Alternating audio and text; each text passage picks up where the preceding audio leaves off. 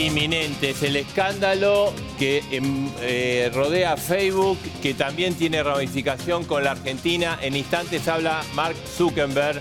Está por hablar en los Estados Unidos y lo vamos a escuchar, Marina, en A Dos Voces. Sí, Marcelo, estamos esperando esta primera entrevista de Mark Zuckerberg. El CEO de Facebook tiene una explicación muy importante que dar. Está implicado en este escándalo que salpica a la Argentina. Estamos hablando de una violación de los datos de más de 50 millones de usuarios. No solo se filtró esta información personal, sino que quedó en manos de una consultora que la usó para trabajar en una campaña política. ¿La campaña política de quién? De Donald Trump. Esta empresa tenía una sede en la Argentina, donde Facebook tiene, Marcelo, atención, 31 millones de usuarios. Vamos a estar hablando de esto en un ratito nada más. Por eso nos importa escuchar a Mark Zuckerberg en instantes, en vivo, a través de Todo Noticias. Rompe el silencio, va a decir de qué es culpable y de qué no es culpable. Pero el tema Facebook, el escándalo, tiene que ver con nuestra bomba de las 11, porque Marcelo tiene una información que te va a sobresaltar. Sí, no, y lo vamos a tratar, y tiene que ver precisamente el impacto, ¿no? Y qué ha pasado acá. Porque uno de los implicados, la utilización de la mala utilización de los datos, dijo que trabajó en la Argentina. ¿Para quién trabajó? ¿Qué denuncia se viene? ¿Quiénes serían los involucrados? Te lo vamos a contar a las 11 en la bomba de A Dos Voces. Pero además en A Dos Voces otros temas. ¿Tiene que estar en libertad o no el represor Alfredo Astiz, uno de los símbolos de la sangrienta represión de la última dictadura? Alfredo Astiz, el Ángel Rubio, integrante de los grupos de tareas de la Armada, responsables de la desaparición y muerte de las monjas francesas, de Dagmar Hagelin, de las Madres de Plaza de Mayo. ¿Tiene o no que estar en libertad? La polémica y el debate esta noche en A Dos Voces. Como siempre, y además el tema Cristóbal López, la historia secreta del sabotaje al zar del juego. Te lo vamos a contar quiénes participaron, quiénes lo ayudaron para que esté en libertad y además le cambien la carátula. ¿Hubo pago o no al tribunal? También te lo vamos a contar. Va a estar acá Beto Casella, una de las figuras de la televisión argentina. Él trabajó, conoce por dentro todo el manejo de Cristóbal López, nos va a contar y lo vamos a hablar. Él indignadísimo, ¿no? En un ratito con Beto Casella aquí en A Dos Voces. Y por supuesto también en A Dos Voces toda la actualidad económica, porque hoy habló el presidente de la Nación. Queremos saber qué pasa con la inflación, qué pasa con el dólar, qué pasa con las variantes económicas. Bueno, y tenemos a Miguel Ángel Broda, ya está en el estudio de A Dos Voces. Él nada contra la corriente, no se compromete con nadie, dice la verdad, está acá. Vamos a hacer una entrevista bien a fondo. Miguel Ángel, te queríamos preguntar. Hoy el presidente volvió a decir que lo peor pasó en la economía argentina. ¿Pasó o no? Sí, probablemente lo peor fue la recesión del 16, pero lo que viene por delante es una economía modesta, poco ambiciosa, mediocre, pero probablemente lo peor ya pasó. Bueno, un ratito, bueno, arrancó con todo, ¿no? No, bueno, ahí está, ya está hablando Zuckerberg, Marcelo, en vivo para A Dos Voces. Así es, y vamos a tener la traducción de Marina. Marina, ahí está hablando. En la Argentina hay 36 millones de cuentas de Facebook. 31 millones de cuentas de Facebook, algunas duplicadas, algunas no están activas, pero ya lo podemos escuchar. Marcelo, me parece que están haciendo traducción en simultáneo. Lo escuchamos a Zuckerberg. Tiene la posibilidad de compartir nuestra vida y la gente no cree que tiene esa transparencia. ¿Qué es lo que está ocurriendo con el dato? Pueden confiar en Facebook. Sí, una de las cosas que debemos hacer es ver estos apps legales. Armaremos un equipamiento en que todos pueden ver su... Las 50 millones de personas que fueron impactadas van a saberlo, entonces... Sí, seremos conservadores con eso. Quizás no tengamos toda la información en nuestro sistema hoy, así que cualquier información afectada nos aseguraremos que le digamos. Y para adelante, al identificar las aplicaciones que hagan cosas raras, le diremos a la gente, y eso definitivamente lo miraremos. Lamento que no lo hayamos hecho antes y creo que nos equivocamos y queremos arreglarlo. Quisiera preguntarle sobre eso, porque cuando esto ocurrió, ustedes lo supieron hace mucho tiempo, de que estas datas estaban afuera. ¿No tenía la gente el derecho a saberlo? ¿No lo pensaron en ese momento? Sí, bueno, las acciones que tomamos en el 2015, algunos periodistas del Guardian nos dijeron que ellos tenían evidencia de que los datos de que este desarrollador, Alexander Kogan, que varias personas usaron ese app y compartieron esa información, habían vendido esa información a Cambridge Analytica, y cuando escuchamos eso, y eso es contra de nuestras políticas, no se pueden compartir información que la gente no sabe o no acuerda. Bloqueamos ese app y nos aseguramos de que Kogan y Cambridge Analytica y la otra gente con la que compartió la información, les pedimos una certificación formal de que no tenían información de nadie de Facebook, que la borraron y que no la estaban utilizando. Y proveyeron esa certificación, así que respecto de que lo que entendíamos en el momento de ese episodio, no había datos. Pero ¿por qué Facebook no hizo un seguimiento?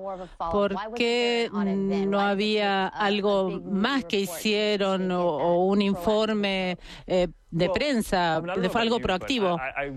Bueno, no sé ustedes, pero me sorprende cuando la gente certifica legalmente que harán algo y que lo hacen, pero creo que esto claramente fue un error.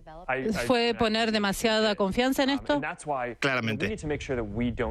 Nos aseguraremos de no cometer ese error otra vez. Así que una de las cosas que anuncié hoy es que haremos una investigación completa a cada app que tenía acceso a una cantidad grande de datos en estos momentos antes de bloquear la plataforma, y no tomaremos la palabra de la gente cuando nos dan una certificación legal, sino si vemos algo sospechoso, que creo que probablemente había señales en este caso de que pudimos ver, haremos una auditoría completa. ¿Cómo saben que no hay cientos de otros como Cambridge Analytica que están manteniendo datos de Facebook?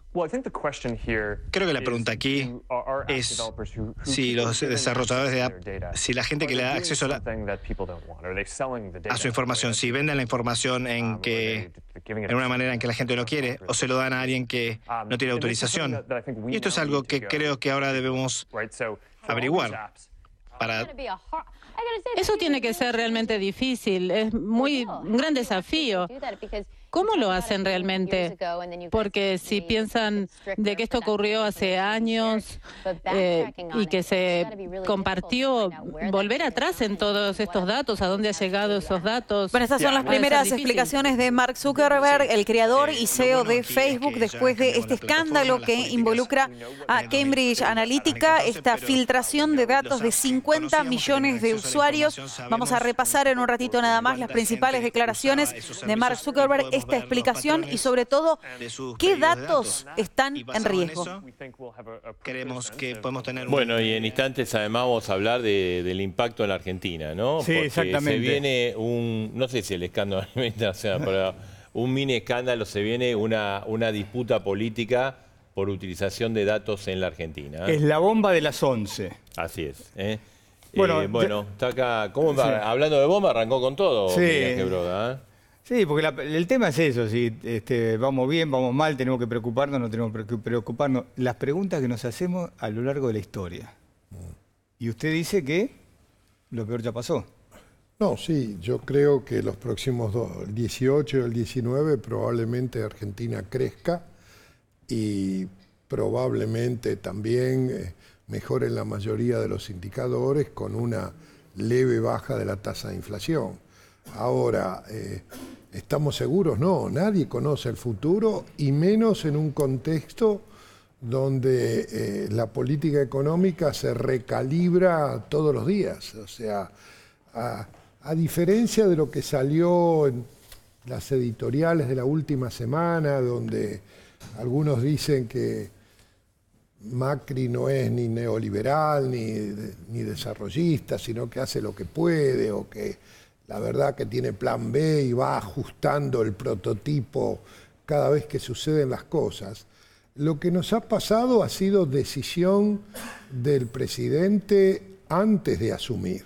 O sea, el presidente decidió una política fiscal donde del máximo nivel de los 12 años de Cristina el gasto público no iba a bajar, y del máximo nivel del déficit, que fue el 2015, el déficit iba a subir. O sea, el presidente decidió una combinación de política fiscal expansiva financiada con endeudamiento externo, y la misma ansia de hacer Argentina país normal eligió una política monetaria de metas de inflación y una política cambiaria de libre flotación, lo que todo el mundo ahora conoce como DEF, desinflación, endeudamiento y flotación. Ese modelo generó consecuencias no deseadas. Por ejemplo, ¿cuáles? Bueno, generó atraso cambiario, exportaciones que se estancaron cuando en el resto de la región crecieron 17%, y generó déficit fiscales y déficit de cuenta corriente el tercer peor en la historia argentina. Solamente 2 veces tuvimos estos déficits gemelos de esta magnitud, en el 75 y en el 83. Y eso hizo que la jefatura de gabinete recalibrar el programa, o sea, y cambiaron las 4 políticas fundamentales. Ajá. Cambió la política monetaria, que ahora tiene como objetivo actividad y desinflación. Cambió la política fiscal, donde por primera vez hay un intento de bajar el gasto público. Cambió la política de financiamiento, porque el resto del mundo nos dijo no pueden seguir financiando 3 puntos del PBI con ahorro externo.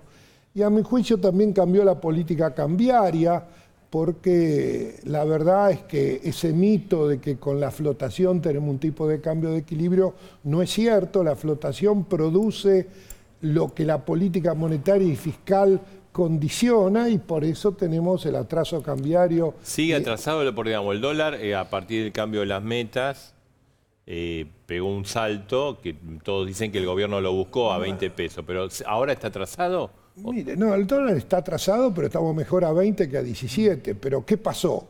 Como estalló la tasa de inflación, que fue en mayoristas 4,6 y 4,8, y 2,1 la inflación núcleo, altísima tasa de inflación núcleo, el Banco Central, al cual se le ha vedado usar la tasa de interés para bajar las expectativas de inflación, el único instrumento que tiene es salir a vender dólares para que no se siga depreciando el peso. Y eso genera una enorme incertidumbre en el sector privado, porque antes de esta intervención íbamos a tener un dólar más alto para no tener los déficits de cuentas externas que tenemos. Imagínense, los argentinos gastamos 12.300 millones de dólares en turismo afuera de Argentina, acumulamos activos por 22.000 millones en el año pasado. O sea, nos endeudamos para financiar al gobierno, y ese exceso de dólares se traduce en tratar de vivir por arriba de nuestros medios y gastar más de lo que generamos. Así que la recalificación, o vamos a ponerlo en el surcido, el remiento, porque se habían abierto agujeros que había que tapar. Pero ahora resulta que la principal preocupación del cortísimo plazo es la tasa de inflación, y por lo tanto vamos a vender dólares para que no se siga depreciando el peso, cuando es bueno para el nivel de actividad y para las cuentas externas que se siga depreciando el peso. Entonces estamos en un contexto de un barco que se van abriendo agujeros, y tapamos un agujero, y a veces tapando un agujero destapamos otro. Y en ese contexto de una política económica, digamos, que intrínsecamente va a ser cambiada a lo largo del tiempo, cuando surja la mayor dificultad, cuando a lo mejor el sector externo sea el problema, vamos a dejar el dólar que suba. Eso ha generado muchísima incertidumbre, y ha generado que desde diciembre el riesgo argentino con relación al resto de la región haya subido 60 basis points. Además de las consideraciones externas, hay una incertidumbre sobre cuál es el modelo, el del jefe de gabinete o del Banco Central. Y por un ratito predomina otro, y por otro ratito predomina el otro, en un contexto donde no hay una cabeza visible que explicite si vamos a tener un tipo de cambio tratando de mantener un tipo de cambio real para no tener las consecuencias de la apreciación del peso. Tampoco sabemos si el nivel de actividad sea meseta dentro de 3 o 4 meses. El objetivo de la política monetaria va a ser tratar de mantener el nivel de actividad y no desinflar. O sea, en este contexto, mi impresión es que viene una economía mediocre. O sea, el presidente y el gobierno ha decidido la reelección de todos. Esa reelección se va a ganar probablemente con una economía que la política económica está haciendo control de daño que no genere una crisis. Pero la economía no va a ser el cabo electoral de la reelección. Pero usted dice que en el 18 y el 19 vamos a estar, este año y el año próximo vamos a estar mejor. Entonces se debe agarrar de eso el gobierno para... Pero vamos a estar levemente mejor, creceremos 2,5% este año, tendremos de inflación 20, 21%, probablemente un poquito menos de inflación y aproximadamente lo mismo de crecimiento. ¿Pero y eso no le sirve a Macri para ir por la reelección? No, mire, Argentina tiene 2 problemas fenomenalmente estructurales que no se resuelven. Argentina es un país con inestabilidad macro y es un país que está entrampado en una trampa de estancamiento. Hace 60 años teníamos 60% más que el PBI per cápita de Japón. Ahora tenemos 60% menos. Si hubiéramos crecido como América Latina y Chile, tendríamos el doble del PBI. Si hubiéramos crecido como los países emergentes crecieron, en lugar de $14.000 por habitante tendríamos 100.000. Imagínese la Argentina diferente ahora. No estamos haciendo los cambios estructurales de grado de oferta para salir de la trampa, porque apenas cambiamos una fórmula de movilidad jubilatoria, cayó 10% la imagen del presidente, o 12, o 13. Entonces, hemos decidido demorar las reformas estructurales. Pero entonces, hasta el nuevo gobierno. Esto porque, digamos, el miércoles pasado lo tratamos, ¿no? Esto de que se reunió el PRO fue, ¿no? Y sí, propuso la reelección. Es medio raro a tantos meses de la elección. Bueno, es el objetivo primario y la economía tiene que no hacer ola. La economía tiene que evitar... ¿Usted piensa que están en eso y no resolver los problemas centrales? No, mire, ellos creen que la economía no va a ser el elemento crucial. Y la verdad que lo más probable, porque para que cambie esta economía hay que pisar muchos callos y no hay ninguna voluntad de hacerlo, dado de que eso se puede perder algún voto o dañar la reelección. La reelección es muy probable que suceda, pero no por la economía. Pero eso quiere decir que de acá hasta octubre del 2019 o diciembre del 2019 no va a pasar nada importante. No, vamos a seguir tapando los agujeros. Cuando estalle la inflación, nos vamos a preocupar de la inflación. Si se ameseta el nivel de actividad, vamos a tener que bajar la tasa de interés, ¿sí? o subir el tipo de cambio. O sea, vamos a ir... Mire, ya lo hicimos esto, lo hicimos varias veces en la historia. Vamos a seguir surciendo hasta que nos quedemos sin tela. Mi impresión es que el mundo va a seguir financiándonos y que probablemente esta economía no muy ambiciosa, digamos, no muy atractiva, no sea un inconveniente para la reelección. Pero yo no veo una economía que sea definitivamente la causa de la reelección. Pero usted empezó esta charla diciendo, hay gente que dicen que Macri que es esto, que el otro, editorialista. ¿Para usted qué es Macri?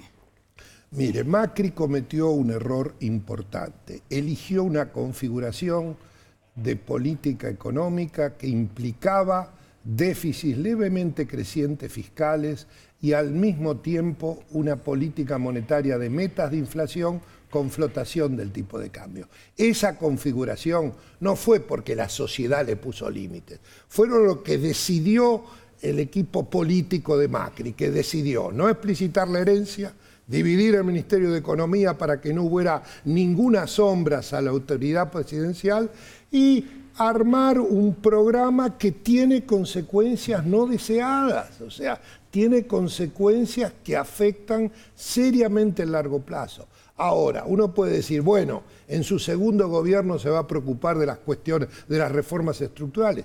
Puede ser.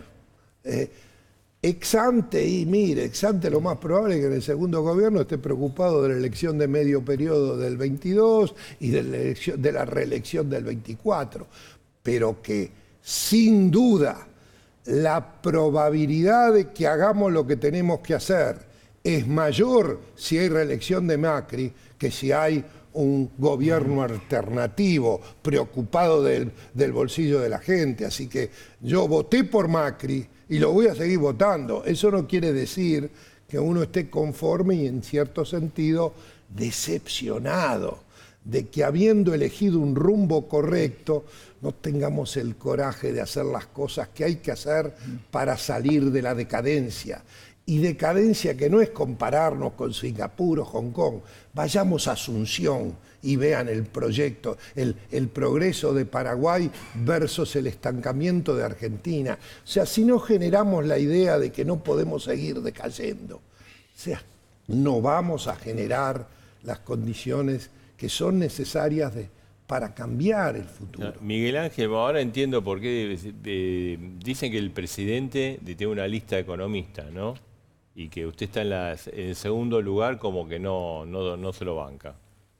O sea, primero está Esper y después sigue usted. Mire, yo no soy un fundamentalista de mercado, yo trato de hacer todo lo posible.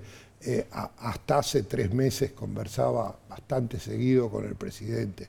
El presidente, no es cierto que esté en la lista, que el resto del equipo económico lo ponga en la lista puede ser, porque acá tratar de contribuir en corregir lo que uno cree que hay que corregir se lo ve como un enemigo político, y esto no es así. Nosotros tenemos una chance con Cambiemos, no la podemos desperdiciar. ¿La hemos desperdiciado en el primer gobierno? Sí, la hemos desperdiciado y no la vamos a resolver en el tercer o cuarto año cuando ya el objetivo primario es la reelección de María Eugenia, de Rodríguez Larreta y del presidente. Miguel Ángel, gracias. Gracias. Marina. Volvemos con Zuckerberg. Sí, Marcelo, Edgardo, porque sigue hablando Mark Zuckerberg, muchos están poniendo el foco en el hecho de que esto es grabado momentos antes. Hasta ahora, la principal información de Mark Zuckerberg, la principal revelación tiene que ver con a lo que está obligado necesariamente, que es admitir que ha habido un problema de seguridad. Dijo que está dispuesto a declarar si se le pide esto, a presentarse ante el Congreso. Ya se le ha pedido, incluso fuera de los Estados Unidos. Dice que se va a informar al respecto de la información que se tenga sobre esta violación de seguridad. El principal foco y sobre lo que se le está cuestionando es por qué no se actuó antes. Se conoció que había habido un problema de seguridad con esta, con esta aplicación antes de que se filtrara hacia esta empresa en 2014 y la compañía no actuó de manera vehemente en consecuencia. Lo más claro que ha dicho hasta ahora es cometimos errores. Cometimos errores. Podemos escucharlo un poco más. Las campañas de Salgan a Votar, las páginas de que ambos candidatos publicaron, las publicidades. Creo que toda esa actividad tuvo un impacto. Es difícil evaluar cuánto acumuló, cuánto impactó eso con todos los eventos y todas las campañas de Facebook y todos los esfuerzos, pero creo que también es difícil evaluar por completo el impacto de eso. Esa actividad orgánica de la que estamos orgullosos. También los malos actores. También lo malo, sí. Es difícil evaluar Con respecto a los intereses que hay aquí, ¿se debería regular Estados Unidos, Facebook? No estoy seguro de que debamos regular. Creo que la tecnología en general, crecientemente, es una tendencia importante en el mundo. Y la pregunta más bien es, ¿cuál es la regulación adecuada? En vez de sí o no, si debe ser reglamentada. ¿Cuál es la regulación correcta? Bueno, hay muchos debates importantes intelectuales. En la parte básica, en la transparencia de publicidades, me gustaría ver eso. Si ven cuánta reglamentación hay sobre televisión y la industria y la impresión, debería haber lo mismo en Internet y esa transparencia. No sé si se aprobará un proyecto de ley. Sé que hay senadores que trabajan en eso, pero estamos comprometidos y desplegamos herramientas de transparencia que logran lo que los proyectos de ley buscan lograr. Esto es importante. La gente debe saber quién compra las publicidades que ven en Facebook y deberían ir a cualquier página y ver todas las publicidades. ¿Cómo ha cambiado su compromiso el ser padre con respecto a cómo es Facebook? Bueno, ahí continúa esta entrevista. Es el día en el que Mark Zuckerberg ha tenido que salir a dar explicaciones, más allá del escueto comunicado de esta tarde. Vamos a seguir atentos a todas las novedades. Insistimos, está admitiendo esta falla de seguridad que afectó a 50 millones de usuarios. En la Argentina hay 31 millones de usuarios de Facebook y hay probabilidad de que esta falla de seguridad haya afectado también a la Argentina. Sí. Y te lo vamos a contar, ¿no? Después con la bomba de si usaron tus datos para hacer campaña política sucia, ¿no? Ese es el punto. Además de ser ilegal la utilización de tus datos, además para hacer campaña política sucia. Así se utilizó en los Estados Unidos, estos 50 millones de cuentas. Lo que hay que ver es si en la Argentina pasó eso, ¿no? No, a las 11. A las 11, ahí nos vamos a ver. Falta poquito. Bueno, mientras tanto nos metemos en uno de los escándalos de los últimos días de la semana. ¿Vos pagas impuestos? Sí. Yo pago impuestos. Te llega una, ¿sabés que si no pagás te llega una cartita? Sí, ¿no? a la menos 24. Marina, ¿pagás tus impuestos? Sí. Bueno, vamos a hablar de un señor que no pagó su impuesto, está libre y fue el zar, sigue siendo el zar del juego, que fue la actividad que más aumentó durante toda la época kirchnerista, ¿no? Estamos hablando de Cristóbal López, la vergonzosa liberación y vergonzoso fallo judicial, que obviamente tiene mucha implicancia, porque también, esto genera cierta resistencia de mucha gente, de esto se vio en las redes sociales, pues sí, pero ¿cómo? Si este tipo que se evadió 8.000 millones de pesos, no pagó, está libre, le cambian la carátula, ¿por qué yo voy a pagar? Sí. ¿No? Si yo soy un bo, ¿o no? Exactamente. Eso lo sentimos todos, ¿no? Sí. Así que, bueno, vamos a ver un poquito la historia. Sí. Y acordate que a las 11 tenemos una bomba vinculada con otro tema. Sí, sí, sí. Pero el tema ahora de Cristóbal también López... tenemos unas bombitas. ¿Ah, sí? Sí, sí. Vamos con parte del informe, ¿no? ¿Cómo hizo Cristóbal López para hacerse millonario? La relación de Cristóbal López con Néstor Kirchner nació a fines de los 90. A partir de esa sociedad, López expandió sus negocios a los juegos de azar, la hotelería, el petróleo y los medios de comunicación.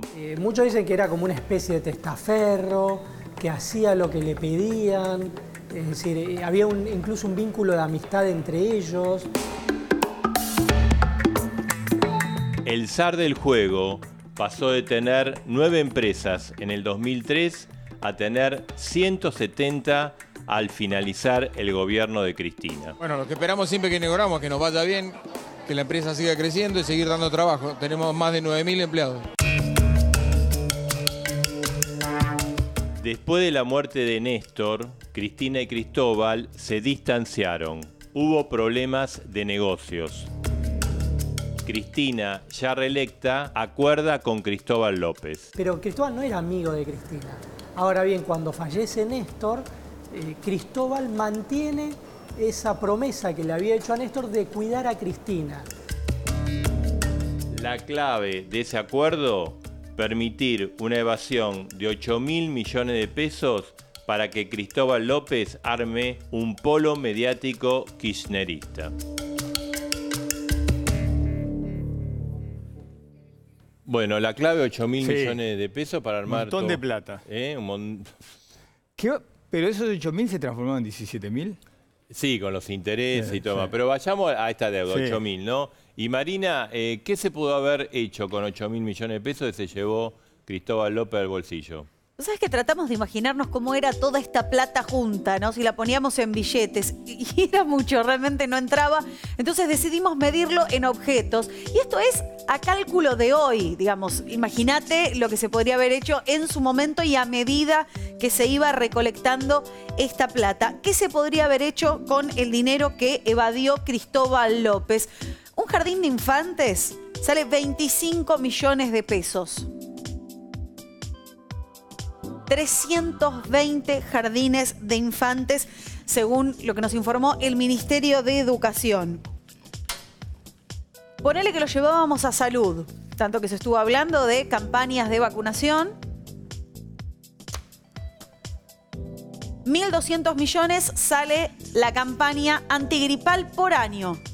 7 años de vacunas prácticamente se hubieran cubierto con este impuesto, otra vez según los cálculos del Ministerio de Salud. Ambulancias, por ejemplo, una ambulancia de terapia intensiva, $113.000. Mira la cantidad de ambulancias de las que estamos hablando. 3.539 ambulancias en impuestos que la gente pagó. La gente pagó el impuesto, pero la gente de retención no lo pasó al Estado. Un patrullero blindado, loteado, con sirena, balizas, con tutti, 780.000 pesos. Se podrían haber comprado más de 10.000 patrulleros, 10.256, según el cálculo de la policía de la ciudad. Como para tratar de dimensionar de cuánta plata estamos hablando cuando estamos hablando de la plata de Cristóbal. Seguro, y nos vamos a meter en el tema de cómo fue el pacto, ¿no?, con Ricardo Echegaray. Antes le queríamos decir que Ricardo Echegaray en este fallo también operó. Porque él está siendo investigado por la justicia. Está siendo investigado. Si hay un fraude, él es culpable. Si no hay fraude y es evasión fiscal, no es culpable.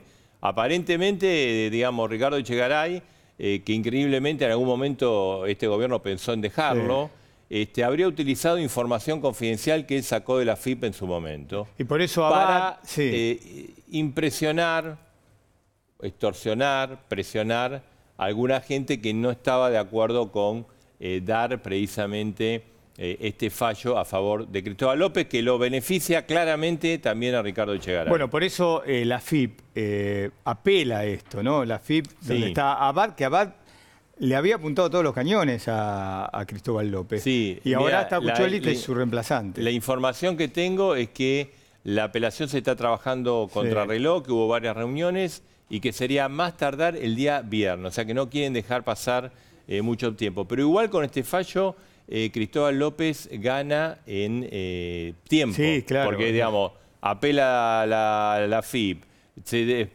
pide el Tribunal de Casación, puede apelar Cristóbal López. O sea, está ganando mucho tiempo para ver si cambia el escenario político, cambian las cosas, ¿no? Por eso hubo una reunión, Marcelo, en Casa de Gobierno, donde estuvo Abad, su sucesor, y funcionarios de la Jefatura de Gabinete, y estuvo Mario Quintana también, donde siguieron las instrucciones de Kirchner, y es lo que decís vos, de Mauricio Macri. Siguieron las instrucciones de Mauricio Macri de avanzar en todo lo que hizo el kirchnerismo en la FIP y de presentar una apelación que no tenga flanco, ¿no? Después que tenga éxito en tribunales. Vamos a ver esta asociación entre Ricardo Echegaray y Cristóbal López. Después te voy a comentar quién fue que operó dentro de la justicia. Hubo alguien que operó, que habló con los jueces.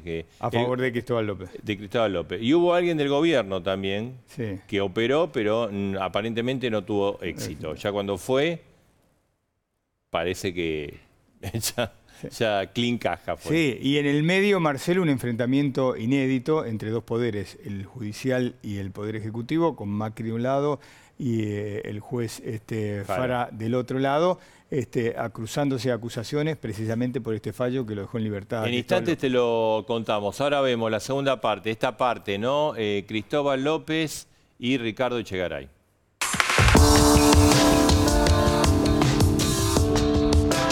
La operatoria es conocida. A través de su empresa Oil Combustible, cobraba el impuesto a la transferencia de los combustibles. Ese dinero debía ser girado a la FIP. Cristóbal López nunca lo hizo.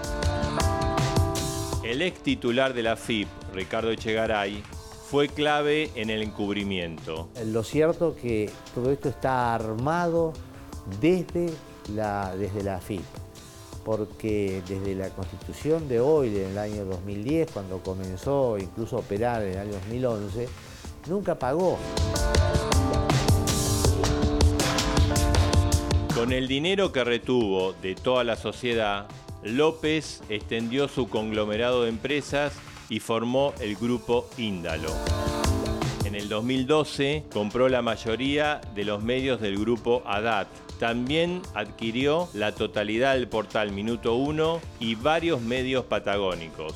Compraba todos estos medios en simultáneo con que decía que no tenía plata para pagar el impuesto a la transferencia de los combustibles.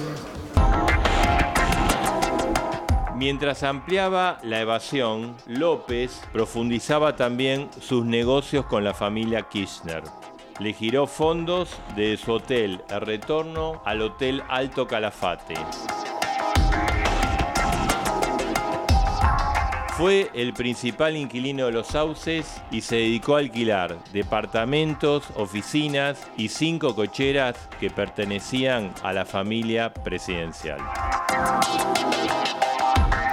Ahí está Beto Casella, en instante vamos a hablar con él. Vivió todo esto de adentro, sí, ¿no? Exactamente. Lo sufrió. Lo sufrió, sí. Sabe lo que pasó con los medios de Cristóbal López, así que con él vamos a charlar. Bien, a ver, te comento.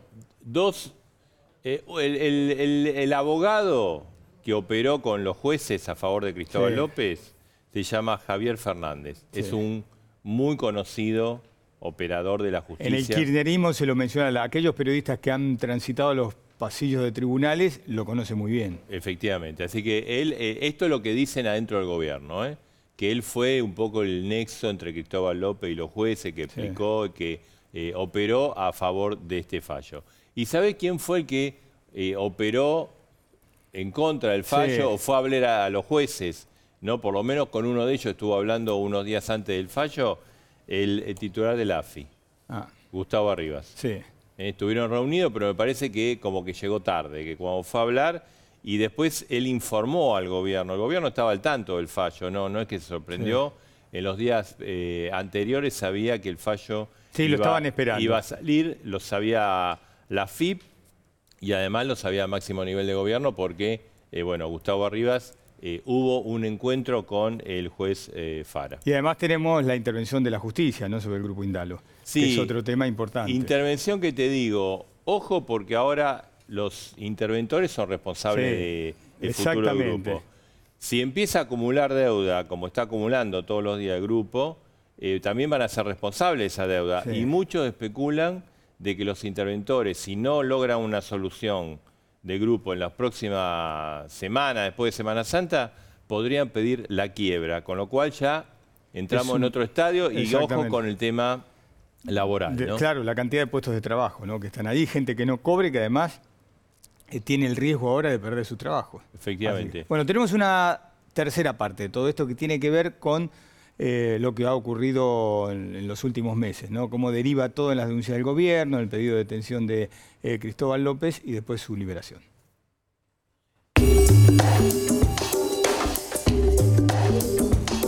Con el cambio de gobierno, la situación de Cristóbal López cambió completamente. La FIP, con Alberto Abad al frente, puso el foco en tratar de cobrarle las enormes deudas impositivas y previsionales. En total, denunció a 33 empresas de López con reclamos por más de 10.000 millones de pesos. Parte de la denuncia recayó en el juez federal Ercolini, quien en un principio se declaró incompetente para investigar la presunta defraudación contra el Estado y sostuvo que la causa debía continuar en el fuero penal económico. Pero la Cámara de Casación resolvió que la causa continúe en el fuero federal y pidió a Ercolini que evite dilaciones. El 19 de diciembre pasado, Ercolini ordenó entonces el procesamiento y detención de Cristóbal López y su socio Fabián de Sousa por administración fraudulenta agravada. Además, acusó a Ricardo Echegaray de haber sido el ideólogo de la maniobra y le dictó el procesamiento, pero sin prisión preventiva. López estuvo en prisión cerca de 100 días en el penal de Seiza. Al día de hoy adeuda, según la AFIP, 17.000 millones de pesos. A pesar de eso, la Cámara Federal porteña ordenó su excarcelación por considerar que su libertad no pone en riesgo la investigación contra el grupo Indalo. Además, cambió la carátula de la causa por otra más benigna: apropiación indebida de tributos. Un juez como el juez Fara ayer tuvo que decir que no recibió dinero para dictar esta resolución. Uno no tiene otra cosa que pensar que eso. Un juez no puede andar explicando que por sus sentencias no cobra dinero. Yo creo que es una resolución por inesperada y por estas declaraciones muy sospechada. Luego de la excarcelación, la FIP anticipó que apelará ante la Cámara de Casación Penal para que la causa de Oil Combustible se mantenga en la justicia federal. Entendemos que supone una declaración de incompetencia oculta, porque no puede quedar la causa en el fuero federal con un delito exclusivamente de penal económico. Para muchos, esto es un sobreseimiento encubierto. Para la gente, una tomada de pelo a los que mes a mes pagan correctamente sus impuestos. Bueno, ahí está Beto. Lo tenemos en persona, a veces lo vemos por televisión, pero ahora está con nosotros. ¿Cómo están? Gracias por invitarme. No, gracias a vos por venir, Beto. ¿Vos pensabas todo esto? ¿Sabías todo esto? ¿Qué? Y la verdad es que me lo imaginé, porque arranca mal. Yo todavía estaba con Haddad cuando de verdad lo llamaban. No lo llamaba Cristóbal López directamente porque posiblemente no le dé el carácter para comprar, para quedarse con los medios de Haddad. Pero sí lo llamaba, entiendo que amablemente, pero ante las negativas de Haddad, al día siguiente recibía un requerimiento fuerte de la FIP. Esto era casi o sea, recurrente. operaba con la FIP. Sí. Ahora, compra, despiden a Longobardi, Rolo Villar y María Isabel Sánchez hacen una demanda por aportes no realizados durante un montón de años, se van.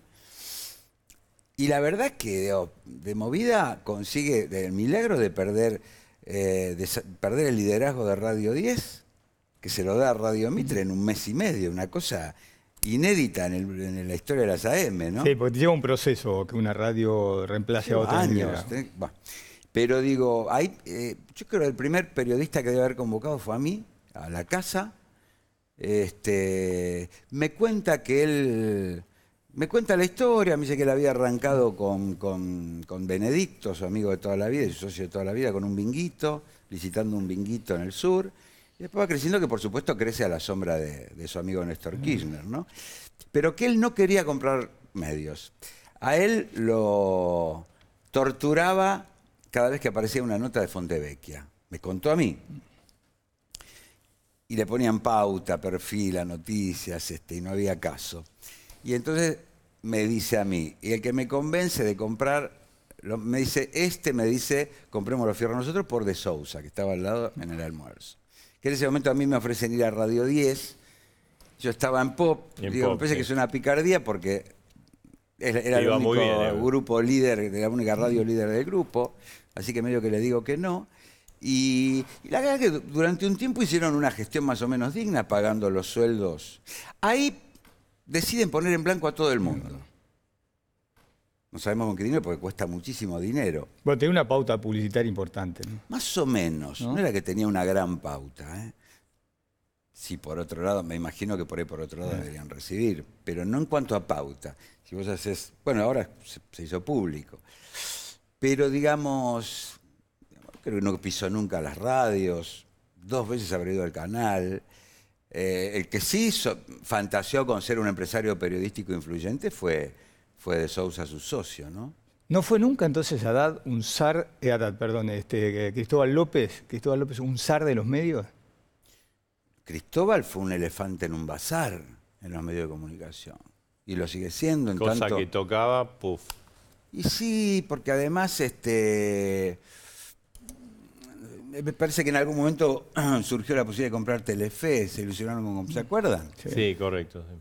Le pareció que le habrá parecido que era buen negocio comprar a Tinelli, Idea del Sur con Tinelli adentro. En ese momento yo creo que Ideas era algo así como el 70% de Marcelo y 30% de Canal 13. Sí, algo así. Cuando Cristóbal le compra la parte a Marcelo, el 13 no quiere participar de esa sociedad, por lo cual Cristóbal compra también la otra parte y quedan algo así como con el 81 y el 19 con Tinelli. Una cosa así. Igual parece le dejó un muerto, ¿no? Tinelli, una deuda importante. ¿A Tinelli? Sí, sí. Es raro porque ahora la están reclamando, digamos, ahora están reclamando la presencia de Tinelli en Idea del Sur para cualquier cosa que haga Tinelli en televisión. Porque en teoría hay un contrato que une a Indalo con Tinelli desde lo Sí, tiene que resolver una cuestión legal, ¿no? Pero, digamos, el enfrentamiento está entre Cristóbal y Marcelo Tinelli. Ahora, yo estaba una mañana con un par de gerentes del grupo de radios, y llegó Fabián de Sousa y dice, acabamos de entregar la llave. Digo, esto porque es importante, ¿no? A propósito de que el otro día salió y dijo, yo siempre fui el dueño. Claro. Yo la verdad, muchachos, a mí me encantaría que esto se resuelva por mis excompañeros, porque ahí hay un montón de trabajadores que si esto quiebra y se insolventa, la verdad que hay un montón de gente que va a quedar sin trabajo, por lo cual, pero digo, vendimos, muchachos, nos vamos. Okay, el nuevo dueño es Rosner. Rosner nos convoca a su oficina en Puerto Madero, vamos, viene Slotoviazda, viene María Belén Aramburu, viene Silvestre, éramos unos cuantos de grupo, entre el canal y la radio. Él se presenta como el nuevo dueño, nos dice que quieren normalizar todo, porque ya no estaban pagando algunos sueldos, se cortó la obra social. Yo pugnando con los chicos de los sindicatos para que no hagan paro y que las radios pasen música, porque se nos van los oyentes, muchos defendiendo el activo de la radio, el aire. Rosner se presentó como el nuevo dueño, con De la Torre que estaba al lado. Y dice, no nos dejan pagar los impuestos. Abad no nos deja pagar los impuestos. Yo le tuiteo a Abad amablemente, digo, Abad, ¿por qué no le cobra De la Torre que anda con platita a Rosner que anda con platita fresca?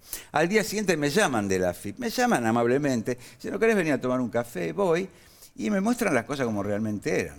Y dice, estos muchachos no tienen un peso, presentan una garantía de unos rusos que los rusos no están ni enterados que ellos están presentando esta garantía. Era muy bizarro, ¿viste? ¿Qué más queremos? Abad. Eso fue, digamos, ahí octubre, más o menos. Ya octubre, ya cuando se empieza a complicar, cuando no se sabía quién era el dueño. Imagínate el clima en las radios, imagínate cómo se enrarece el aire, el mal humor, gente sin obra social, un desastre. ¿Este dice que Rosner es Cristóbal López? Para mí, Rosner es Cristóbal López, o salvo que no lo sepa. Testaferro, digamos. Pero él no se presentó como administrador, gestionador, gerente, él se presentó como nuevo dueño. Con Lukoil como la gran garantía. Están viniendo los rusos para acá, dice el tipo. La gente de la FIP me dice, no hay nada. Me mostró un papelito como ese que tenés ahí, Marcelo. Esta garantía me presentaron, Beto.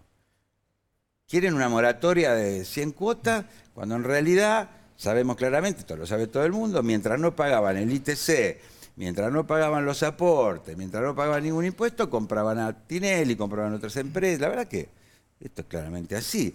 Entonces la FIP dice, es una manera, no es un deudor. El viernes cuando lo dejaron libre, que la discusión no es que esté libre o no, porque su detención y su liberación hay cuestiones legales en el medio, pero cuando cambiaron la carátula y dejó de ser fraude y por lo tanto él, si esto sigue, se podría presentar una moratoria y hacer un pagadiós, digamos. Sí. ¿Te sentiste boludo? Yo me sentí muy boludo cuando fui a la FIP a reclamarle a Abad que le cobre a esta gente pensando que eran los nuevos dueños y tenían ganas de pagar, y cuando Abad, en ese momento titular de la FIP, me cuenta cómo eran las cosas, yo vuelvo, pido explicaciones y nadie me contestaba los mensajes. Ahí me empecé a sentir un flor de boludo, porque al mismo tiempo eran días que yo iba a hablar con los gerentes a ver cuándo iba a haber algo de plata para pagar los sueldos.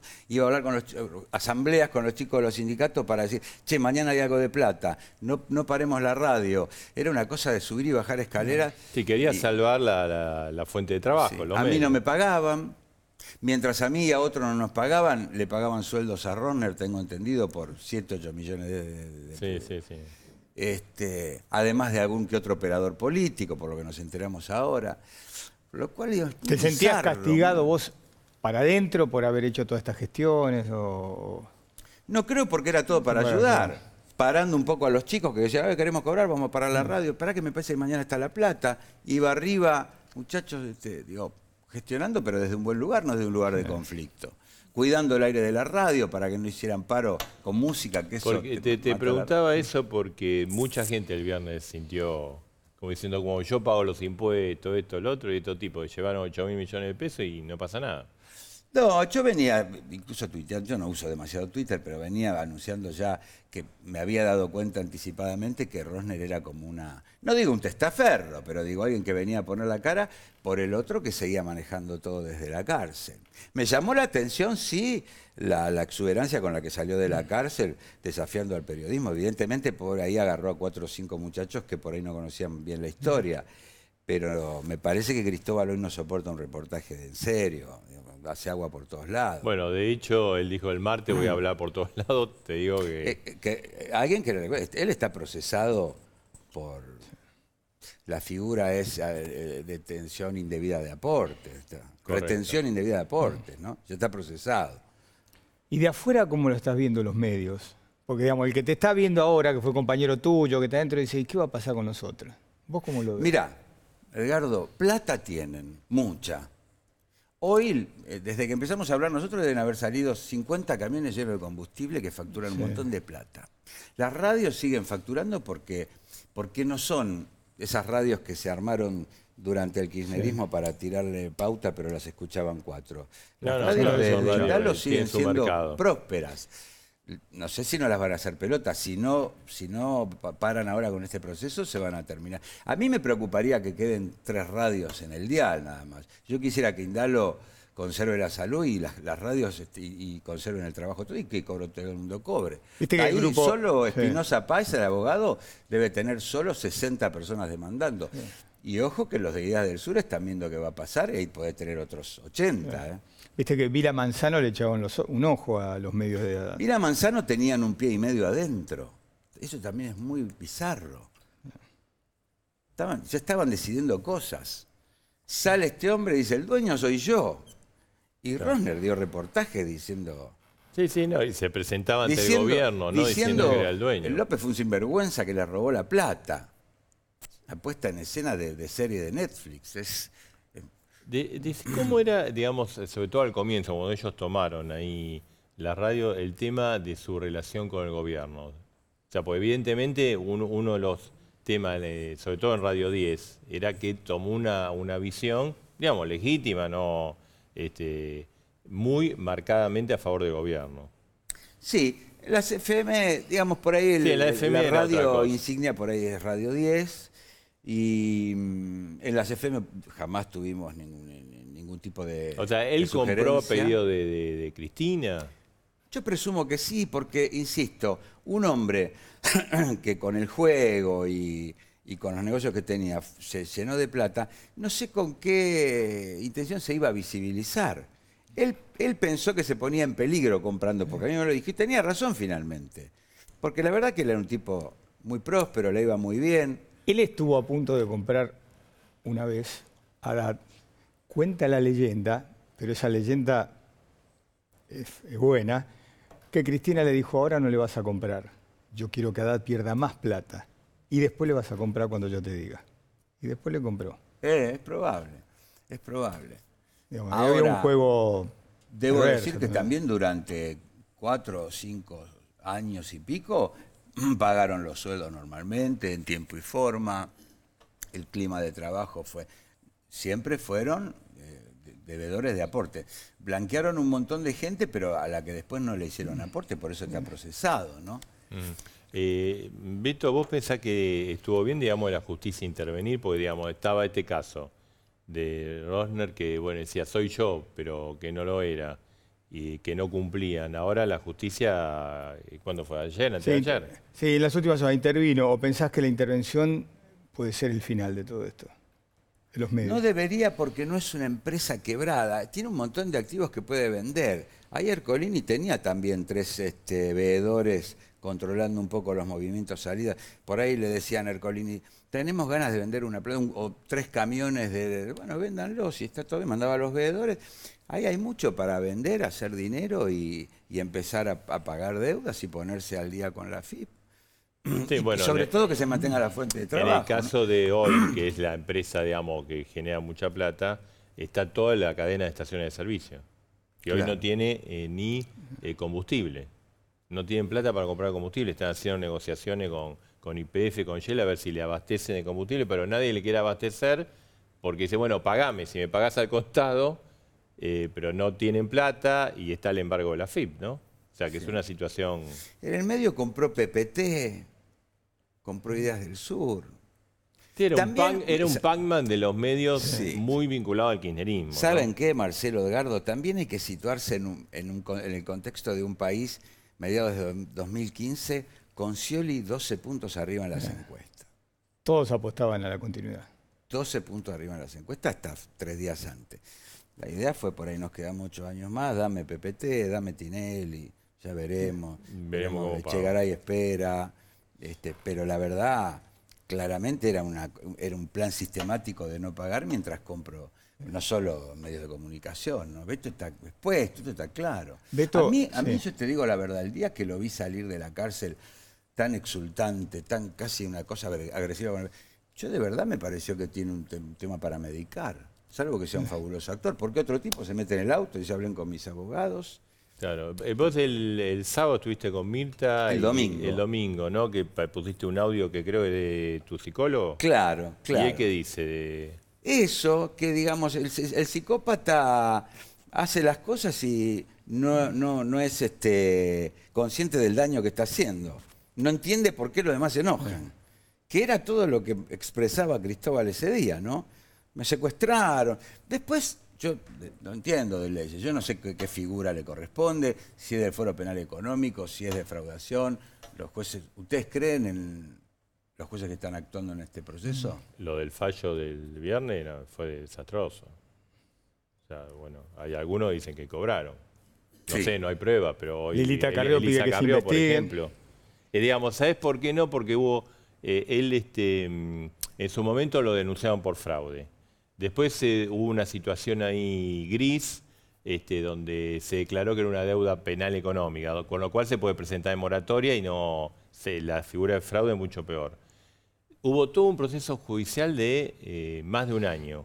La Cámara de Casación dijo, no, esto es un fraude, le dio la orden de Colini, a partir de ayer Colini retomó la causa, lo puso preso, y ahora un tribunal de menor nivel que de casación dice que le cambia la carátula y lo beneficia muchísimo, a él y a Chegaray. Entiendo que tiene la empresa, la fábrica de carbonato más importante de Latinoamérica. Me parece que es una empresa que sigue facturando. No es una empresa quebrada. Por eso, vos en ese sentido tenés fe, decía, al decir que no es una empresa quebrada. Que yo, por el futuro de la radio, y porque, insisto, no me gustaría que quede un dial con 3 radios para ir a trabajar el día de mañana, yo quisiera que Indalo siga con salud, que siga al aire y con la gente cobrando su sueldo, porque tengo un montón de amigos ahí. Y la verdad que por un lado vengo y cuento todo esto de Cristóbal, que fue mi experiencia con Cristóbal. Bizarra desde un lugar, porque el tipo se va, viene un nuevo dueño, se presenta como dueño, ahora no sabemos qué es de su vida. ¿Hizo declaraciones Ronner estos días? No. Beto, vos recién dijiste, no quiero que queden 3 medios. ¿Cómo estás viendo todo este proceso de caída de muchos medios de comunicación que vivían de la pauta oficial? Y bueno, la verdad que por un lado se están sincerando los medios. La verdad que no podía ser que, no ya hablando de Indalo, que un medio funcionara con la mitad de su pauta oficial durante tanto tiempo, porque ya venía como que te diría que de Alfonsín para acá, ¿no? En algún momento se tenía que sincerar. La verdad que, me parece que, todavía hoy las radios, las AM y las FM facturan dinero. Por lo cual, si están bien administradas, me parece que deberían poder funcionando. ¿No lo ves sobredimensionado el medio de comunicación? Las radios, los canales. ¿Sobredimensionado en qué sentido? No, demasiado para lo que es la torta publicitaria en el país. Deberían poder funcionar con pauta privada. Claro. Cuanto más medios, mucho mejor. Yo una vez, me acuerdo, también creo que por Twitter, haber refutado a La Nata, que había escrito una nota un domingo diciendo yo no quiero mantener más a empresas como estas radios de... No es el caso de algunas empresas que sí se relanzaron allá por el 2013, 14, no me acuerdo, solo para darles pauta, que ese era otro caso. Claro. Estas son y eran radios que se mantenían con pauta. Sí, el caso de Spolky, ¿no? Lo que pasa es que terminaron Spolky era todo pauta. Uno de esos casos. Terminaron pagando los trabajadores. Totalmente. Claro, acá el tema es, todo el grupo mediático ocupa mucha gente. Todo el grupo, por ejemplo, hoy ocupa casi 4.000 personas en forma directa o indirecta. O sea, es un conglomerado de mucha gente. Ahí el Estado o los interventores judiciales tienen que preservar el tema laboral.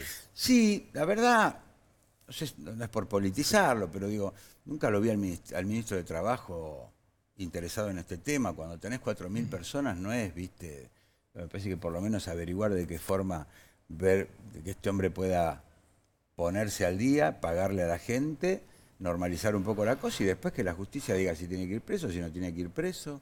Mi, muchachos, lo que más me preocupa, como le pasaría a ustedes, son mis colegas.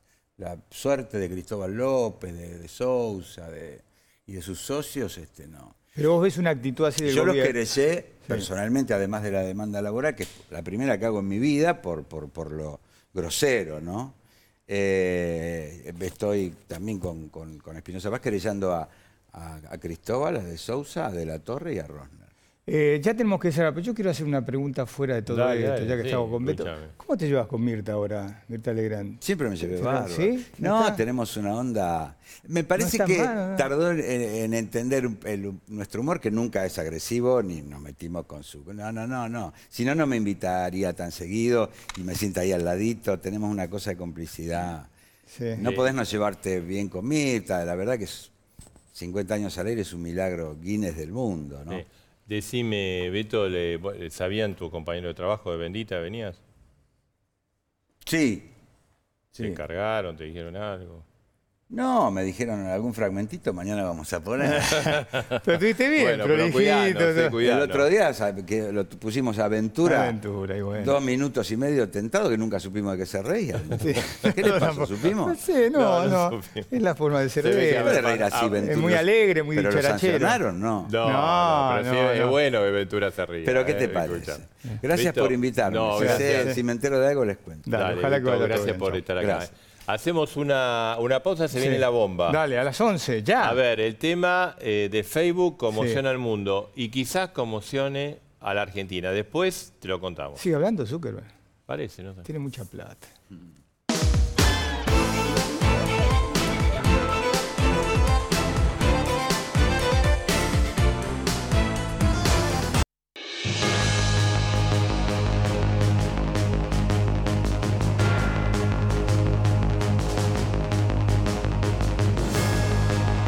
Bueno, llegamos a las 11:04. Hoy es un día particular, no voy a presentar demasiadas muchas quejas. Cosas. No, por eso, no voy a decir nada. El día de hoy está aceptado, pero quiero saber. Sí, porque Marcelo tiene muy buena información que tiene a su vez que ver con Zuckerberg. Habló Zuckerberg, fuimos repasando algunas de las principales cosas. Básicamente pidió como cierta... pidió perdón, digamos. Para mí hay un dato de todo lo que quedó, te lo digo antes de la bomba. Sí. Habló de la posibilidad de que haya control sobre Facebook, algo que se había negado hasta ahora. Imaginen lo grave que es esta crisis que tuvo que dejar abierta esa puerta. Es el principal dato. ¿Quién controla Facebook? Es el principal dato en lo que tiene que ver con las palabras que dejó Zuckerberg el día de hoy. Escándalo a nivel internacional, sobre todo por la utilización de datos privados para la manipulación en la campaña política de Trump. Porque no es que eran datos para mandarle un sobre, vote por Trump. No, era un dato para orientar la opinión pública, distorsionarla, hacer campañas sucias. Bueno, a ver, la información que hay, que acá estuvo la empresa, o sea, no solo que ellos lo admitieron, sino que el año pasado, en persona, estuvo uno de los 3 directivos que aparecen en la televisión en Londres, con un viaje de negocio acá y reunido con varios dirigentes y políticos. Te digo el nombre, es Mark Turnbull. Es uno de los 3 que aparece en la cámara oculta. En esta cámara oculta, en la que se habla específicamente de Argentina. Mira, la música te acompaña. Bien. Te digo otra cosa. Sí. Que en los próximos días va a haber una denuncia penal y una denuncia en la justicia electoral, que ya está investigando de hecho, que la va a hacer Graciela Ocaña, que es la jefa del bloque de Frente Renovador. Y que va a armar un lío terrible. Graciela Camaño, sí, está con Massa. Graciela Camaño. Que va a armar un lío terrible. Porque en esa denuncia va a decir que este señor Turnbull, no sé cómo se pronuncia. Turnbull está bien. Turnbull estuvo reunido con Marcos Peña, con Gustavo Arribas. Esto no quiere decir nada, o sea, de hecho he chequeado en la Casa Rosada y dice, bueno, ellos desmienten todo. Que no hubo reunión, dicen. Es un invento de Camaño. De Graciela Camaño. Pero esta es la denuncia, o sea, una denuncia va a implicar que van a tener que ir a declarar. Hasta ahora, hoy, durante toda la tarde, estuvo Federico Aicagua, nuestro compañero de TN, trabajando en esto y hablaban de que esta empresa tenía una sede en Argentina en la que nadie responde, que supuestamente no habría estado operativa y no era más que una fachada. Esto es, bueno, la versión de la propia empresa que dijo que operamos en la Argentina, la denuncia de Graciela Camaño, que va a generar un gran ruido, porque esto va a generar un gran cruce entre el gobierno y Graciela Camaño o el Frente Renovador. Y además que aparentemente hay indicios de que esta empresa, o sea, a ver, que se reúnan con el empresario Peña y arriba no quiere decir nada, porque imagino se van a reunir con muchos empresarios. Pero que esta empresa habría trabajado para algún distrito en Cambiemos. Sí.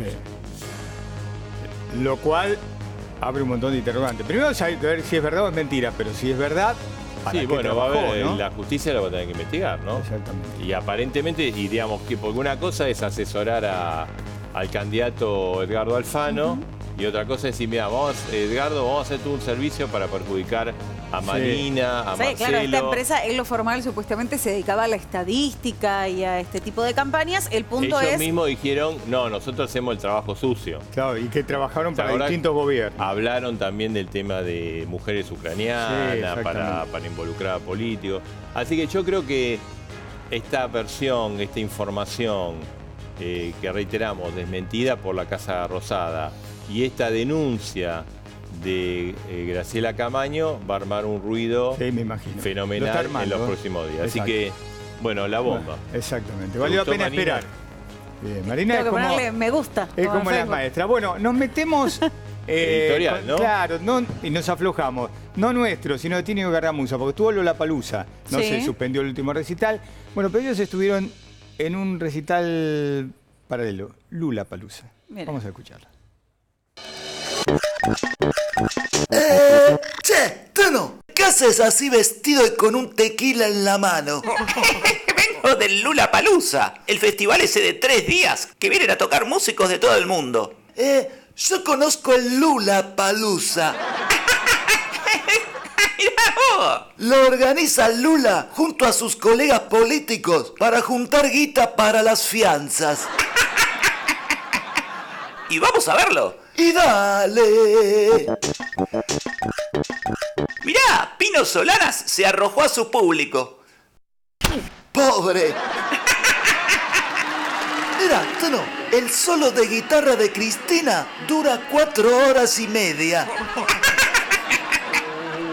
¿Debido Báez y Delía tocan música heavy? No, Tono. Ah, porque subieron al escenario con cadenas. Mira, Tono, Macri hace su versión argentina de Bono y se hace llamar Levac. Escuchá, están sonando los Durán Durán. Sí, estos son los Durán Durán Barba. Y acá se presentaron los ministros de Economía. Estos no Durán, no Durán. ¡Qué buen show que armó Cristóbal López con láseres, fuegos artificiales y explosión de papelitos! No son papelitos, Tino. Son todas boletas de la AFIP sin abrir. ¿Volvemos con Bonelli y Alfano? ¡Y dale! Bueno. Muy inspirado. Lo tomamos respiro, ¿no? Sí, exactamente, porque nos metemos en un tema de política dura. A ver, ¿qué es lo que está pasando? El Servicio Penitenciario Federal hizo una lista de delincuentes de todo tipo, entre los que están, porque además de haber sido sangrientos represores, son también delincuentes, ex-represores de la última dictadura. Y esa lista genera polémica porque están en condiciones, Marcelo, de pedir ir a sus casas, seguir sus condenas en domicilios particulares, por razones de salud. Entre ellos, quien está, Alfredo Astiz. Alfredo Astiz, para aquellos que no lo recuerdan, fue un sangriento represor de la ESMA, de la Escuela de Mecánica de la Armada, el Ángel Rubio. Él participó de los grupos de tareas de la ESMA responsable de la desaparición, tortura y muerte de miles de personas en la Argentina, de la desaparición y muerte de Dagmar Hagelin, la ciudadana sueca, las monjas francesas, Alice Dumont y Leonie Duquet, de Madres de Plaza de Mayo. Bueno, él está en la lista también de los posibles que se pueden beneficiar con esta decisión. Es la polémica. El gobierno sale a despegarse y dice esto es una medida que tiene que tomar la justicia, pero la lista está. Seguro. Y bueno, queríamos tener distintas voces, como siempre aquí en A Dos Voces. Está Ariel Cejas Meliari, que es director general de Protección de Derechos Humanos de la Procuración Penitenciaria de la Nación, donde se hizo la lista. Está Miriam Bregman, que es querellante de la causa Esman. Está Carlos Pisoni, que es ex subsecretario de Promoción de Derechos Humanos y también de la agrupación Hijos. No sé, Miriam, ¿te enteraste de...? Bueno, esto surgió el miércoles pasado, ¿no? Cuando hizo la presentación Marcos Peña. Sí, primero la fecha también es un poco provocativa, ¿no? Porque se acerca el 24 de marzo, que siempre es un momento de hacer balance sobre la impunidad en la Argentina, sobre la represión. Así que la fecha en sí misma suena un poco provocativa. Después creo que es una política deliberada del gobierno.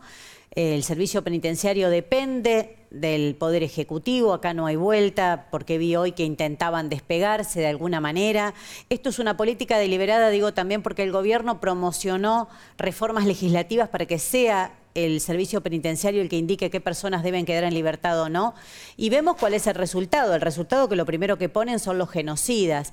El caso Astiz es muy paradigmático. En mi caso soy abogada de la familia Rodolfo Walsh. También fue uno de los que integró la patota que secuestró a Rodolfo y que se ofrecía además para hacer esta tarea como el trofeo que veían en Rodolfo Walsh.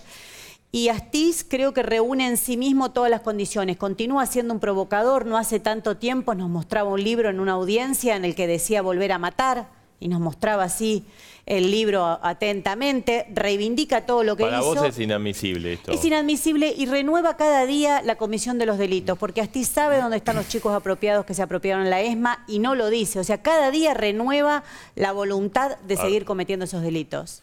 Ariel Meliar es funcionario. ¿Cómo reacciona ante todas estas críticas? Es decir, esto es deliberado del gobierno. ¿Sabía quién se iba a poner adentro de estas listas? Sí, primero quiero aclarar que la lista no la hizo la Procuración Penitenciaria. La Procuración Penitenciaria es el organismo de control del servicio penitenciario.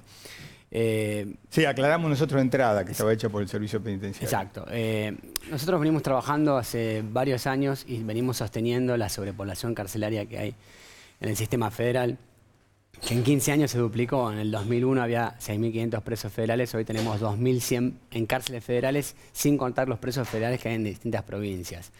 Y entendíamos que hay que tomar otro tipo de medidas o de mirada, no solo el tema de la construcción de cárceles, porque si vamos a construir, digamos, solamente para la construcción de cárceles una política, nos parece errada.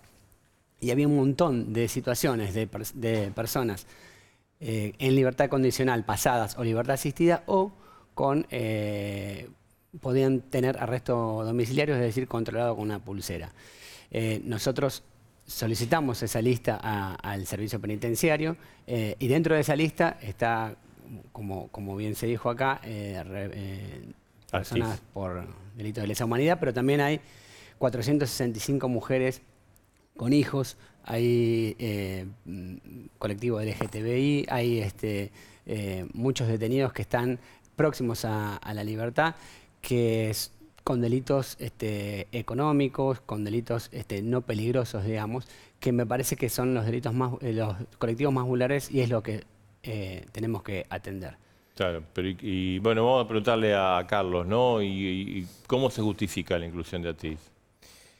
No sabemos cómo se justifica, lo que sí sabemos que para nosotros, los familiares, las víctimas, es indignante, es pisotear la memoria de nuestros padres, nuestras madres desaparecidas. Nosotros nos costó mucho llegar a este momento histórico, de tener a los que asesinaron, torturaron y violaron a nuestras madres tras las rejas.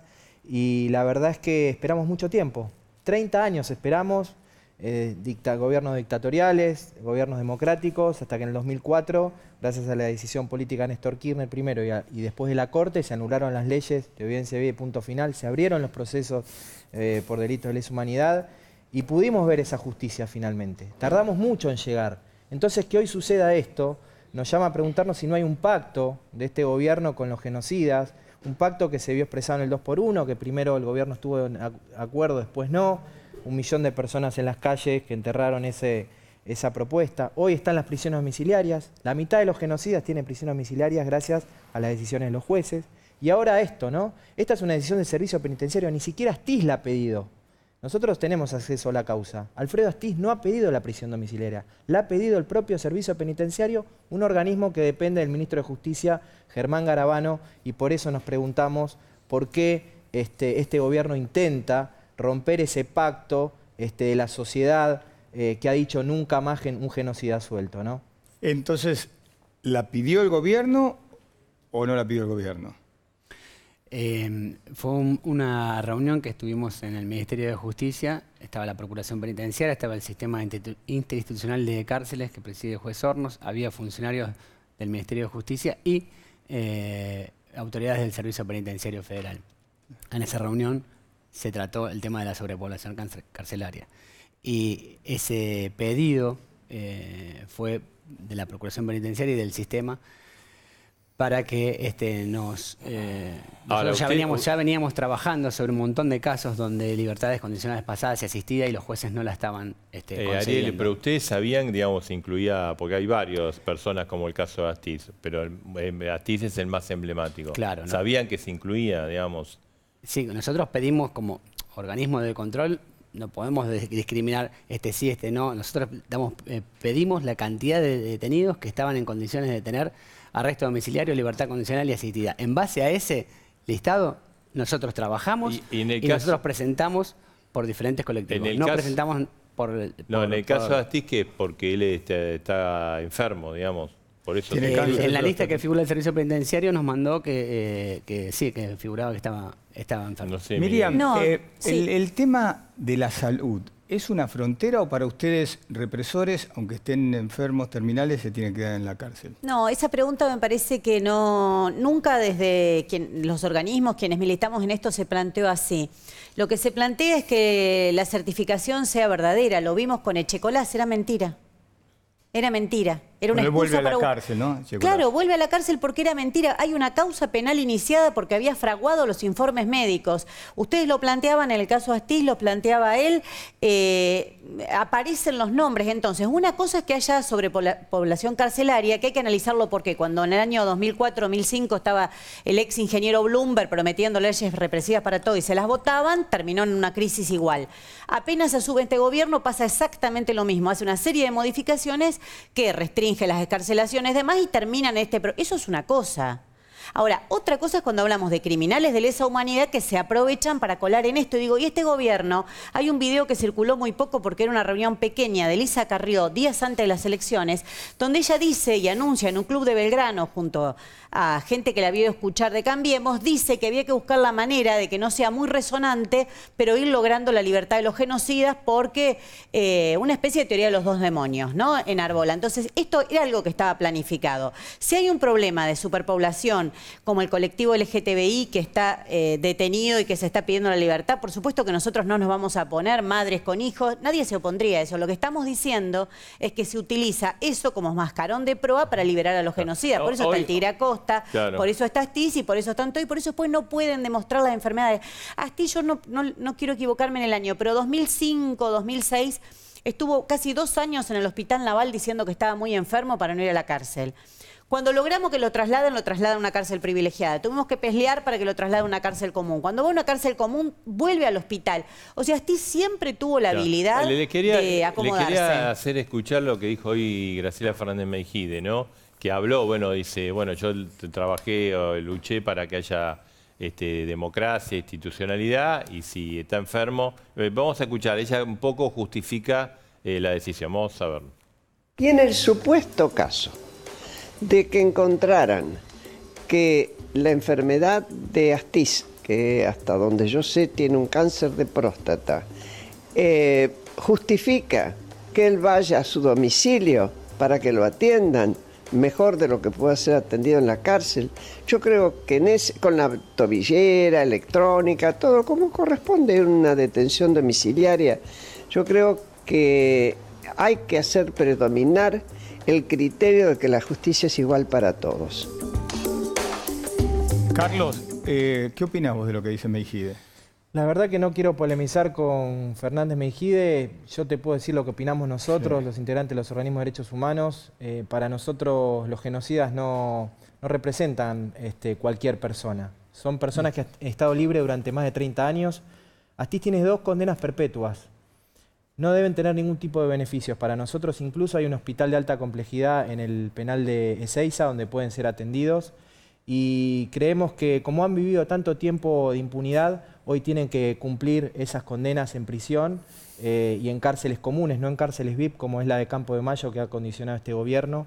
Y mientras Astiz quieren otorgarle este tipo de beneficio, Astiz, al Tigre Acosta y otros tantos, hay opositores políticos que están presos sin siquiera haber sido condenados, ¿no? Entonces, la ley no es igual para todos y nosotros lo que queremos es que estos personajes se pudran en la cárcel porque no es una cuestión del pasado, no es una cuestión del pasado. A mí me gustaría preguntarle a quién de todas las televidentes les gustaría que un violador de mujeres esté junto a sus hijos en un cine, que un torturador, que un asesino de cientos de personas esté en un bar con ellos, ¿no? Esto no es una cuestión del pasado, seguro. Es el presente y el futuro del país que queremos. Seguro. Ariel, te quería preguntar, la última. Tal como están las cosas, ahí, a pesar de la resistencia, que iría a prisión domiciliaria Astiz hoy. Sí, no, quien decide la prisión domiciliaria son los jueces. Y la Procuración no ha hecho ninguna presentación por ningún detenido de lesa humanidad. Te vuelvo a repetir, hicimos presentaciones por colectivos vulnerables. Pero ¿se puede garantizar que los chequeos médicos sean realmente buenos, que no se engañe? Sí, para eso el juzgado tendría que determinar mediante pericias médicas, mediante el cuerpo médico forense, mediante distintos informes de distintos médicos, si el agravamiento de las condiciones de detención en el caso de una enfermedad es tal para un arresto domiciliario. Gracias a los tres. Bueno, lo queríamos debatir, es un tema que se está, obviamente... Estamos con Reflexión Novaro, Momento Novaro. ¿Qué tal, Marco? ¿Cómo estás? Bien. Bien, muy bien. Una semana compleja, ¿no? Donde pasó de todo. Cristóbal López, Facebook, este tema que estamos escuchando ahora. Tuvimos nuestro episodio de escándalo empresario local, mientras en el mundo de Facebook provocó una revolución, ¿no? Seguro. Y vamos a ver acá, ¿no? Vamos a ver cómo impacta. Sí, Cristóbal, bueno, la verdad que lo del fallo de la Cámara Federal fue sorprendente, ¿no? Me parece que la liberación es una cosa, digamos, probablemente la prisión preventiva era discutible en su caso, pero lo que sí conmocionó a todo el mundo fue el cambio de carátula, ¿no? La decisión de Ballestero y Fara, una mayoría circunstancial en la Cámara, porque Fara está de paso, digamos, revisando toda la acción del juez de instrucción y también la decisión previa de la Cámara de Casación que había avalado a Ercolini, decidió que lo que había hecho o lo que se sospechaba o de lo que se podía acusar a Cristóbal era solamente de una evasión impositiva, no de fraude al Estado, no de el uso sistemático de recursos públicos que no le pertenecían a él para expandir sus negocios, digamos, ¿no? Que es algo que no tiene nada que ver con la evasión. Vos sabés que un conocido no tiene nada que ver con los medios, la política, me dice, ¿qué querés? Es la justicia argentina. Sí, la justicia en su peor versión de justicia argentina, ¿no? Porque parecía que venía un poco cambiando. Ayornada, y sobre todo en el frente empresario, ¿no? Porque había habido un par de decisiones sobre el caso de Cristóbal y también sobre el caso de Lascurain, ¿no? Que fue otro episodio de días atrás, pero que sigue dando noticias porque... Ahora fue procesado. El caso de Lascurain es también un caso muy complicado porque involucra a buena parte de la dirigencia kirchnerista en todo el armado de la corrupción en Río Turbio y porque fue presidente de la UIA y es todavía presidente de ADIMRA, que es una de las cámaras industriales más grandes del país, ¿no? O sea, él sigue siendo presidente de un sector importante de la representación empresaria de la Argentina. Entonces, que Lascurain termine procesado, acusado de un delito, digamos, también grave, que es haber hecho evaporar varias decenas de millones de pesos en una ruta que nunca se hizo. ¿No? Sí, Marco, ¿y el viernes cuando salió el fallo, cómo te sentiste? No, muy sorprendido y la verdad que me parece que las muestras de indignación fueron muy oportunas, ¿no? Yo creo que la reacción, un poco por eso, digamos, me parece que es cierto que es que la justicia no sabe bien para dónde va, digamos, ¿no? Pero me parece que fue bastante educativo ver que hubo reacciones rápidas. En parte de la propia justicia, ¿no? Moldes, que es el fiscal, me parece que fue muy claro de que ese fallo era insostenible. Y se adelantó ya que la Cámara de Casación va a intervenir, va a sostener el trabajo previo, digamos. Entonces, esa es una... Sí, pero igual lo que decíamos antes, ¿no? Cristóbal López ya ganó un montón de tiempo, ¿no? Bueno, ganó tiempo, pero a continuación la intervención sobre Oil desarma un poco su estrategia, ¿no? También después otro juez del Fuero Comercial creo que intervino sobre lo que estaban haciendo con Oil, que era un mamarracho, digamos, ¿no? O sea, se suman mamarracho a mamarracho porque todo el trámite de salida o el intento de Cristóbal López de pagar los costos mínimos y salir medio hecho, digamos, de todo este episodio, son muy desprolijos. Y con Beto Casella hablamos también de la intervención del Grupo Indal y de todo lo que significa. La verdad que sí, yo creo que ahí, digamos, me parece que la justicia tiene que hacer demasiado la vista gorda como para permitir que esa mamarracho prospere. Entonces ahí me parece que hubo como cierta contención. Y por otro lado me parece que el gobierno también hizo bien de no ser ambiguo en el caso. Digamos, no se trata solamente de que este es un problema de la justicia que hay que dejar que haga lo que le parezca, sino que al Estado se le ha producido un daño enorme, digamos, ¿no? Hay un fraude contra el Estado. Entonces, el jefe de Estado, el presidente, no puede dejar pasar esto y decir, no, bueno, que los jueces deciden. Sí, no, y la confianza de los contribuyentes hacia la FIP. Decimos, yo pago y... Es el representante de los damnificados, digamos, ¿no? De los damnificados directos. Marcos, bueno, y esto se da también con una serie de liberaciones de personajes K, ¿no? Sí. Barata, Vudú... Bueno, sí, ese es el otro frente, ¿no? O sea, y ahí hay un debate que también es interesante respecto de si la justicia estuvo actuando bien en emitir tantas prisiones preventivas y después no hacer el trabajo para sostenerlas, o tal vez directamente no tendría que haber hecho esas decisiones iniciales de prisiones preventivas que no se justificaban, porque lo más importante era no hacer espectáculos, sino hacer un trabajo de investigación. Fue un debate que se dio dentro del mismo gobierno y dentro del mismo Cambiemos. Exactamente. En ese momento, inclusive se especuló como la posibilidad de limitar el tema de trabajar sobre el tema de las detenciones, ¿no?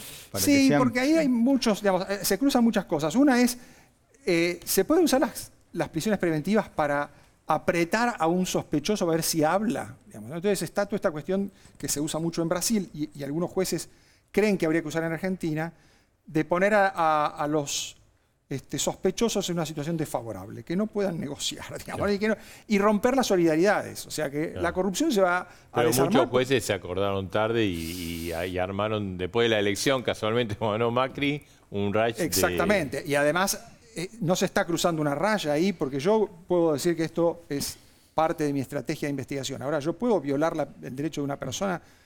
Se discutía recién sobre la igualdad frente a la ley, parece que no le importa a mucha gente acá en Argentina, digamos, ¿no? Claro. O sea, si no me gusta el personaje, entonces la igualdad ante la ley se acabó. Bueno, está bien, a mí no me pueden no gustarme nada los corruptos, pero digamos, estos tipos no tienen derecho, yo puedo meterlo preso simplemente para apretarlo. O sea, la verdad que tal vez se cruzó una raya en algunos casos, encima fue una raya que no sirvió mucho, en parte porque los jueces no estaban investigando, sino que estaban haciendo show, digamos, y me parece que tal vez esto sirva para que las aguas, digamos, no es que se desvíen, sino que vayan por un cauce un poco más seguro, ¿no? Es decir, avancemos con investigaciones que funcionen, no con cosas que sean espectáculos. Seguro. Bueno, Marcos. Nosotros... Reflexión Novaro. Sí, exactamente. Gracias. Hacemos una pausa y atención, tenemos otra, no bomba, porque no vamos a... La otra estuvo muy... No, bomba, tenemos una información... efectos colaterales. Un efecto, una información importante. Dale. En instantes.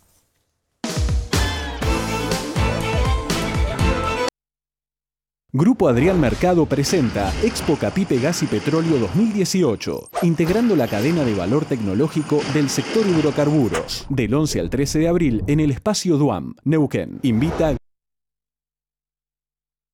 Grupo Adrián Mercado. Hoy es momento de descubrir, de encontrarte con vos e imaginar. San Juan brilla para todos. Bueno, Marcelo, esto tiene que ver con Moyano.